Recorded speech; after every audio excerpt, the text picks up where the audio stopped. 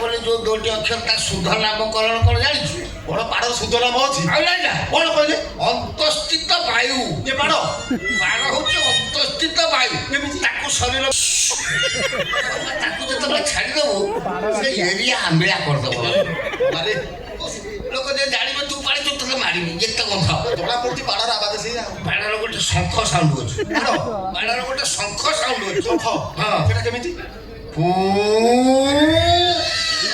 ସେ ଯୋଉ ଲୁଙ୍ଗି ପିନ୍ଧ ତାକୁ ଟେକି ଦଉଥିବ। ବେଳ ତଳେ ଗଲା ଭଳିଆ ନା? ହଁ ଯଦି ଲୋକ ଅନ୍ୟମନସ୍କ ଥିବ ଶଙ୍ଖ ବାଜଣା କହି ଯୁଆରି ସନ୍ଧ୍ୟାବେଳେ ବାଜିଲେ ଜୁଆର ପଡିବ।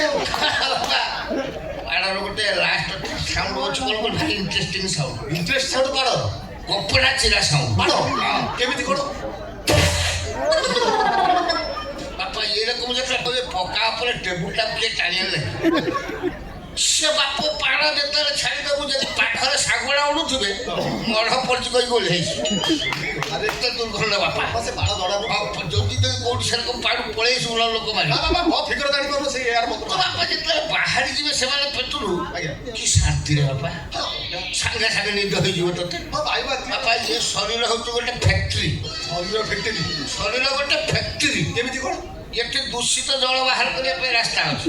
ସେଟା ଫ୍ରଣ୍ଟ ସାଇଡ୍ ମୁଁ ଜାଣିଛି। ଅଛି ଅଛି ବର୍ଜ୍ୟବସ୍ତୁ ବାହାର କରିବା ପାଇଁ ଅଛି ରାସ୍ତା ବ୍ୟାକ୍ ସାଇଡ୍ ଅଛି।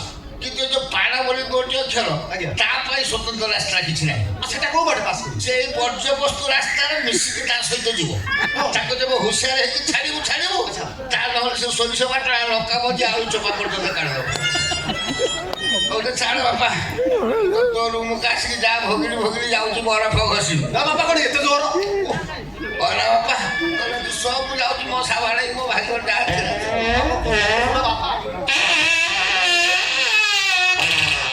ବାପା ଯାହା ପିଇବ ଗୋଟେ ପ୍ରକାର ପିଅ। କାହିଁକି ଏମିତି ଠିକ ଦୁର୍ଗନ୍ଧ ପାଡ ପାଡୁଛ? ଏଇ ଦୁର୍ଗନ୍ଧ ପାଡ ପାଇଁ ଏ ତାରିଣୀ ଯାତ୍ରା କମିଟିର 120 ମେମ୍ବରଙ୍କର କାଶୀନାଥ ଭାଇ ରଖିଲା, ଏ ବୁଢାକୁ ରଖିଲାନି।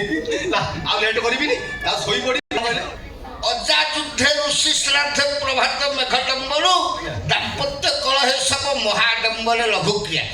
ତମେ ବାପ ସ୍ୱାମୀ ସ୍ତ୍ରୀ କଜିଆ ଲାଗୁଛ କାହିଁକି? ଝଗଡ଼ା ହଉଛି କାହିଁକି? ଏତେ ପାଲା ହଉଛି କାହିଁକି? ତକିଆ ଅଲଗା ହଉଛି ମାସ ମାସ ଅଲଗା ରହୁଛ କାହିଁକି?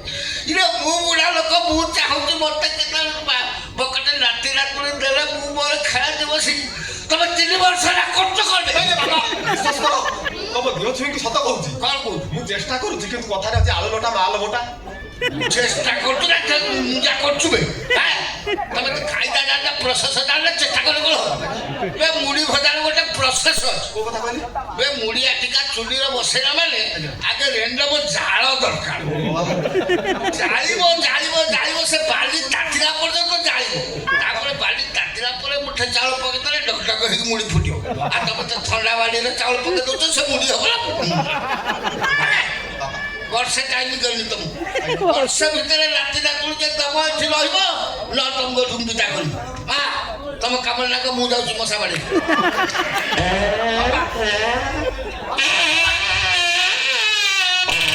ବାଟ ସାରା ବସେଇ ଦେବନି। ବାପା ତମ କାମ ସାରା ହେଇଗଲା। ବାପ ସବୁବେଳେ କଣ ଗୋଟେ ବାପା ବାପା ଜପୁଛ? ମାଇପ କେତେବେଳେ ଜପୁନା ତ? ସବୁବେଳେ ଝଗଡା କରୁଛ। ଶ୍ୱଶୁର ବାପା ତ ନିଜର। ଆଇବା କଣ ଗାମଛା ପଛରେ ତ ବାଗୁ ଗଲ କବାଟଟା ଦବ। କବାଟ କଣ ପାଇଁ ବନ୍ଦ? କଣ ପାଇଁ କଣ?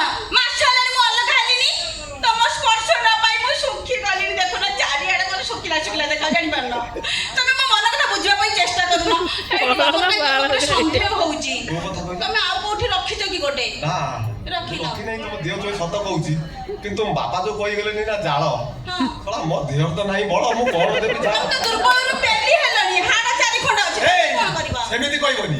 ସେମିତି ଯଦି କହୁଛ ତମେ ଏଥର ଝରକାଟା ବନ୍ଦ କର। ମୁଁ ସେପଟ କବାଟଟା ବନ୍ଦ କରୁଛି।